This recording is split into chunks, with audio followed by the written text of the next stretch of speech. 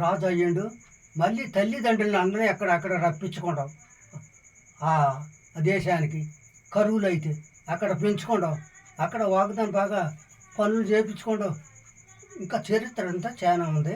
అక్కడే పుట్టిండు ఎవరు? మోసే.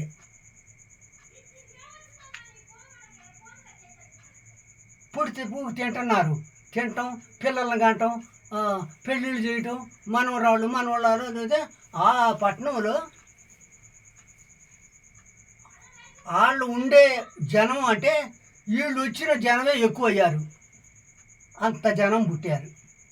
ఆ రాజు ఏం చేసిండు? తినండి, మీ ఇష్టం వచ్చినట్టు తినండి, 12 కొట్లు నిండా వడ్లు ఉండవు, తినేసేయండి అన్నాడు. ఇంకా కొట్లు చాలకపోతే కట్టెత్తుండవు. వీళ్ళేం చేస్తున్నా పనే బాట, తింటాం, పిల్లల్ని కంటాం, తింటాం, పిల్లల్ని కంటాం. అట్టగట్టి అట్ట తిని అట్ట తినడానికి పిల్లలు కానీ 6 లక్షల మంది కన్నారు.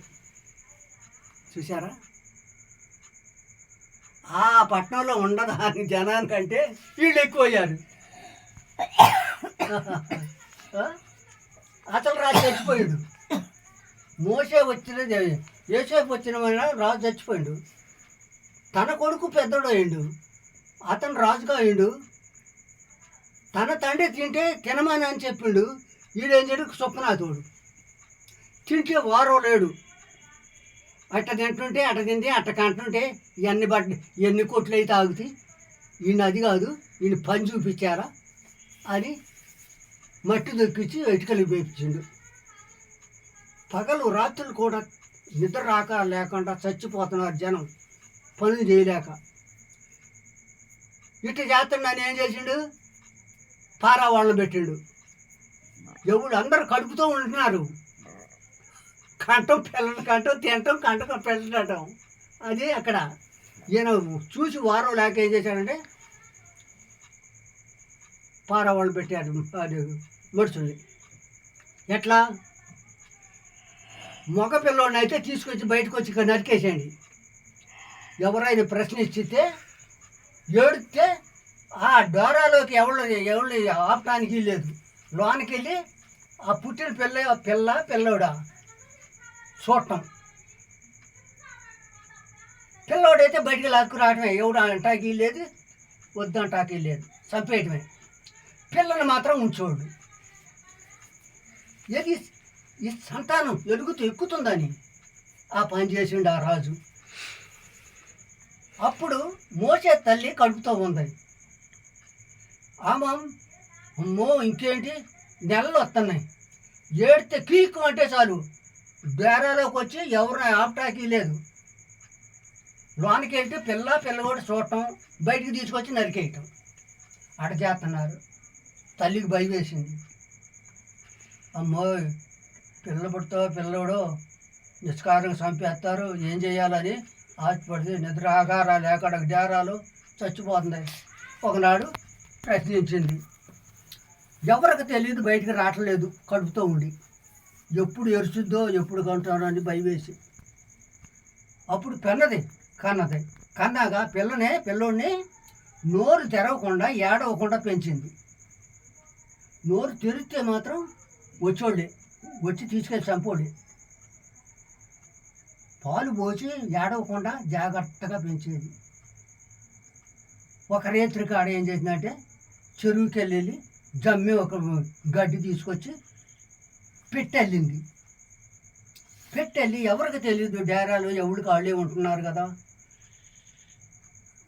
పెట్టెళ్ళి దాన్ని కీలు పోసేసి నీళ్లు పోకుండా అది పెట్టెలోకి అంత జాగ్రత్తగా చేసి కోడి కూర్చో ముందు దొడ్డికని వెళ్ళి చెమ్ము తీసుకొని ఈ పెట్టెలో బెల్లోని పెట్టుకొని సంకన పెట్టుకొని ఎవరిగా తెలియకుండా అక్కడ ఉందా చెరువు, దాని నిండా మసళ్ళే. అవి పోట్లాడుకు సత్తనాయి. ఏది కూడా దొరుకుద్దా, ఏది తింటానో అది ఇది పీకులాడుకు సత్తనాయి. అవి అసమంటి చెరువులోకి ఈ మోసే పిల్లోడిని బయట ఉండి చూస్తే నీళ్ళు అనపడవు. ఆ చెరువులో అంత పెద్ద చెరువు, చుట్టూ జమ్మి కనపడదు నీరు. ఆ జమ్మిలో చొరబడి లోనికి వెళ్ళి నీళ్ళకాడికి వెళ్ళి ఆ పెట్టెని చక్కగా నీళ్ళ మీద వదిలేసింది కొడుకుని. చూసారా? అప్పుడు ఆ పక్కన గ్రామంలో ఒక అమ్మాయి అటు గుడ్డలో మేపుతుంటాయి. అమ్మ, నేను ఇక్కడ కూర్చొని అందులో ప్రార్థన చేసుకుంటా, కానీ ఎవళ్ళైనా నేను ఒక అమ్మాయి ఎక్కడన్నా ఉందా అని అడిగితే ఒక అమ్మాయి ఉందా, నేను తీసుకొస్తానని చెప్పి నా దగ్గరికి వచ్చి నన్ను తీసుకెళ్ళు అని చెప్పి ఆ పిల్లకి చెప్పింది. ఎవరు? మోసే తల్లి. ఈ పిల్లని వదిలిపెట్టేది ఇడుదోలే గాలి దేవుడు ఏం చేసిండు? తూర్పు తోలుతుండవు. ఈ పెట్టి ఇడిపోతుంది వారికి పనవరా. ఆ రాజకుమారే రోజు స్నానాలు చేయడానికి వస్తుంది రేవుకి చెలికత్తెలు తీసుకొని. ఆ రాజు కూతురే అయితే ఇంతలో నీళ్ళల్లో చేసి వెళ్ళి దిగి స్నానం చేస్తుంది. చూసారా దేవుడు మహిమ? ఇటు దోలే గాలి ఏం చేసిండు? తూర్పు తోలేసాడు దేవుడు. ఆ అమ్మాయి ఎటుంది? తూర్పుగా స్నానాలతో రేవులో ఉంది. వాళ్ళకు చూపెడతాకి ఆ గాలి ఇటు తోలింది, ఇటు నడుస్తుంది పీట.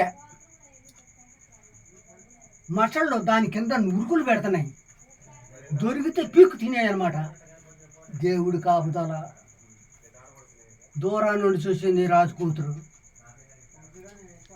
ఏమే అదేంటి ఆ దూరం నుండి వస్తుంది ఏంటి అని వాళ్ళు చలికత్తెలు అడిగితే, ఏమోనమ్మా ఎందుకో అది ఇటే వస్తుంది అని రాని చూద్దామని దగ్గరికి వచ్చాక పట్టుకొని తీసుకెళ్ళి ఒడ్డు పెట్టాక చేయండి, ఓపెన్ చేయండి, అది ఏముందో అని చూద్దామని చెప్తే ఆ పెట్టె ఓపు తీస్తే ఒక్క నీళ్ళు చుక్క కూడా ఆ పెట్టెలో రాకుండా చేసింది తల్లి.